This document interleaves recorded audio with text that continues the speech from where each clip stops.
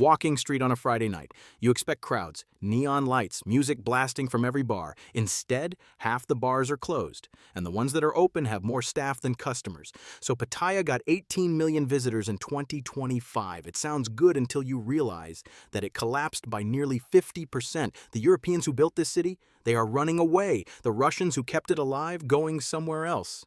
Pattaya isn't dead, but it's definitely emptier than it used to be, and people would rather choose to go to a different city in Thailand. So in this video, I'll explain everything. From where did everyone go to what can Pattaya do to bring them back? Let's start with the numbers because they tell a fascinating story. On paper, Pattaya looks fine. The city welcomed 18 million visitors between January and August 2025. That's actually impressive. The mayor is celebrating. Officials are optimistic. Tourism is booming. Except when you dig deeper, the picture changes completely. Of those 18 million visitors, 11.38 million were domestic tourists, Thai people visiting from Bangkok and other provinces. That's a decent number, and it grew by nearly 12% year on year. But here's the problem. Domestic tourists spend way less than international tourists. They come for weekends, they stay with family, they eat at cheap restaurants. They're not filling the bars, clubs, and hotels that built Pattaya's economy. The remaining 6 to 7 million were international tourists, and that number is declining. Chinese arrivals to Pattaya collapsed by 48% in March 2025. South Koreans are down. Europeans are coming in smaller numbers.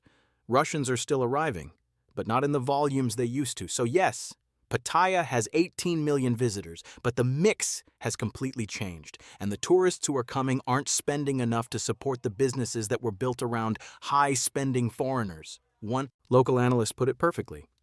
The headline numbers are a convenient measure for the media and policymakers, but the real economy of places like Pattaya tells a different story. Revenue isn't evenly distributed, and many sectors are barely surviving.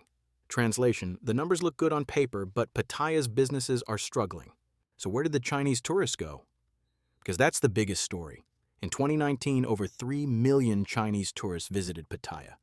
They came in massive tour groups. They filled hotels. They ate at buffets designed specifically for them. They spent money. Then COVID hit. Chinese tourism collapsed to zero. When borders reopened, Pattaya expected them to flood back. They didn't.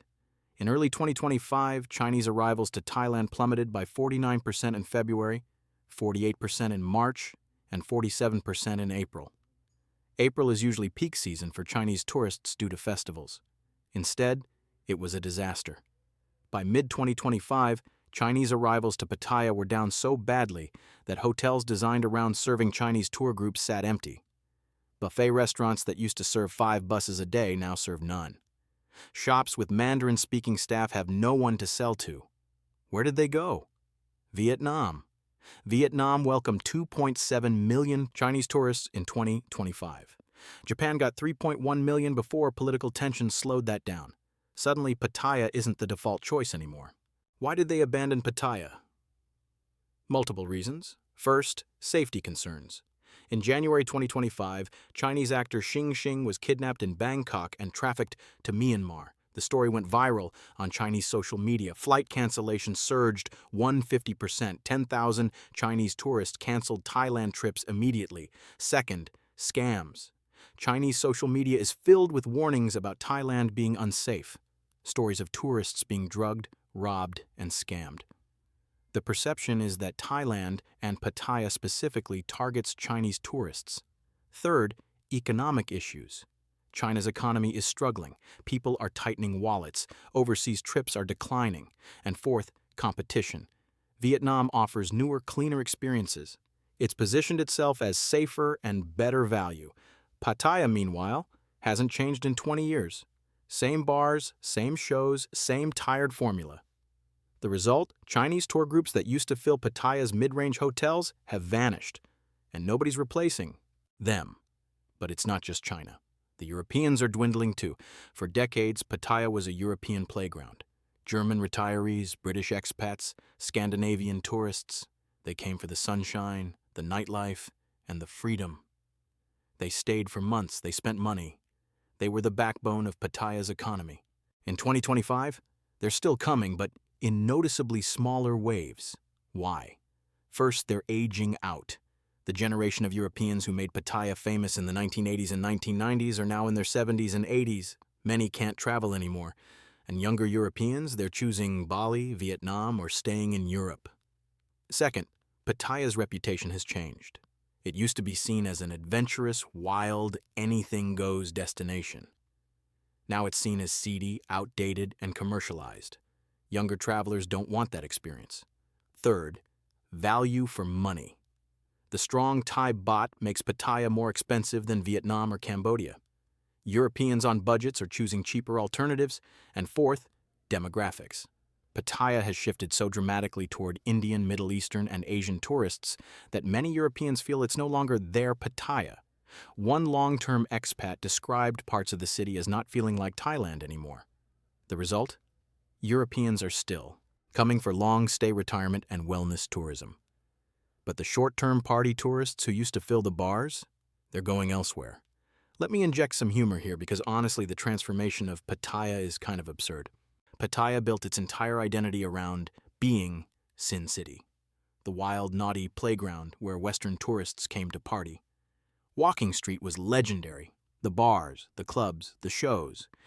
It was chaotic, seedy, and unapologetically itself. And tourists loved it for exactly those reasons. But now, Walking Street on a Friday night feels like a ghost town. Half the bars are empty. The ones that are open have staff outnumbering customers. The vibe that used to make Pattaya special has evaporated. One visitor described Walking Street as a dead duck. Another said they turned around after just 100 meters because it didn't feel like the Pattaya they remembered. And my personal favorite, someone joked that Walking Street should be renamed Mumbai Village because the demographic shift has been so dramatic. Now, before anyone gets offended, this isn't about hating on any particular nationality. It's about a business model built for one demographic suddenly serving a completely different one. And when you don't adapt, people notice. Indian tourists come to Pattaya in large, cheerful groups. They're energizing entertainment districts. They're spending money.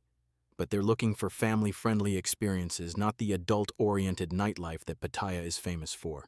The bars that used to cater to 50-year-old European guys looking for a wild night now have 25-year-old Indian families looking for clean restaurants and beach activities. Those are not the same customer. And instead of adapting, many businesses are just hoping the old customers come back. Spoiler, they're not coming back. One bar owner with 24 years of experience said, "Nothing has really changed in that time, and that's why it's dying. Pool tables, sports, and girls in high heels won't cut it anymore." He's right. Pattaya's nightlife is stuck in 2005. Same concept, same music, same shows. If you've heard Zombie by the Cranberries screamed at deafening volume in a Pattaya bar, you know exactly what I'm talking about. Tourists want new experiences. They want innovation. Pattaya is giving them the same tired formula from 20 years ago, but here's the twist. Pattaya isn't failing everywhere. Some parts are actually thriving. The city has successfully diversified beyond just nightlife. Sports tourism is booming. Pattaya hosts major events like marathons, triathlons, rugby tournaments, and the Pattaya International Fireworks Festival. These events attract thousands of visitors who have nothing to do with Walking Street. Beach clubs are thriving. Lifestyle venues catering to Korean and young affluent travelers are doing well. The cafe culture is expanding. Parts of Pattaya feel modern, clean, and sophisticated, and domestic Thai tourism is genuinely strong. Thai families are choosing Pattaya for weekend getaways. They're filling hotels, eating at restaurants, and enjoying the beaches. They're not interested in the seedy nightlife, which means they're supporting a completely different segment of the economy. So Pattaya isn't dying. It's fragmenting. High-end beach clubs and sports events are thriving. Mid-range family tourism is growing. But the old-school bar and nightlife scene that made Pattaya famous? That's struggling. The city is caught between two identities. The old Pattaya, wild, seedy, unapologetically adult-oriented, and the new Pattaya, modern, family-friendly, diversified. And nobody's figured out how to reconcile those two visions. Let's talk about the real problems Pattaya needs to fix in 2026. First, the nightlife scene needs to evolve, not disappear. Evolve. pool tables and sports bars worked in 1995. They don't work in 2026. Pattaya needs fresh concepts, better service, training, fair prices, venues that feel exciting and new, not like they've been copy-pasted from 20 years ago. Second, stop the scams. Pattaya has a terrible reputation for overcharging tourists. The lady drink system has become a source of tourist pain. Prices have tripled with no relief. Tourists feel squeezed at every turn. Crack down hard, undercover operations, severe penalties for businesses caught scamming. Make it clear that ripping off tourists will destroy your business, not just earn you a slap on the wrist. Third, clean up. Pattaya's beaches are sometimes dirty. Trash piles up after festivals and doesn't get cleaned for days. The drainage system can't handle heavy rain, so parts of the city flood. Infrastructure feels neglected. Invest in waste management, improve drainage, clean the beaches regularly. Make Pattaya a place people actually want to visit, not just a place they feel obligated to visit because it's famous. Fourth, embrace the demographic shift. Indian, Middle Eastern, and Korean tourists are coming in large numbers. They're spending money. Stop complaining that they're not European and start catering to them properly. Understand their preferences, offer halal-friendly options, create family-oriented experiences, hire multilingual staff. Adapt your business model to the customers who are actually showing up, not the ones you wish were showing up. Fifth, fix the reputation problem. Pattaya is still seen as Sin City and nothing else. That's fine if you want to attract a narrow demographic, but if you want to diversify, you need to rebrand.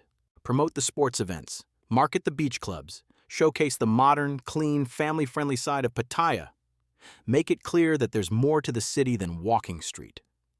Sixth, improve infrastructure. Traffic is terrible. The roads can't handle the volume. Public transportation is inadequate. The city feels chaotic. The government is planning projects like AI-driven traffic management and better connectivity to Bangkok. Great, but speed them up. Tourists don't want to spend half their vacation sitting in gridlock. Seventh, diversify beyond tourism. Pattaya's economy is dangerously dependent on tourists. When tourism collapses, the entire city suffers. Develop other industries, attract digital nomads, build co-working spaces. Position Pattaya as a place where people can live and work remotely, not just vacation. Eighth, innovate. What's Pattaya's unique selling point in 2026? Vietnam has newer attractions.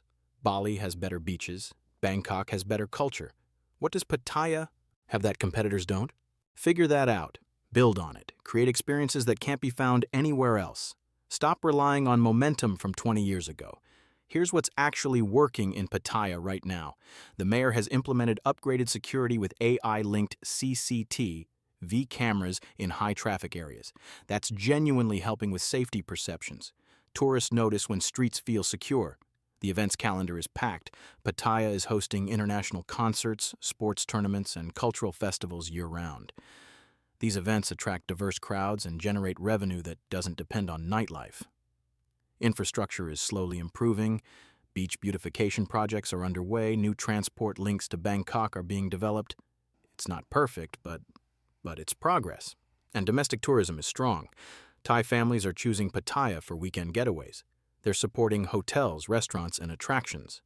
This is a stable, reliable customer base that doesn't depend on international trends.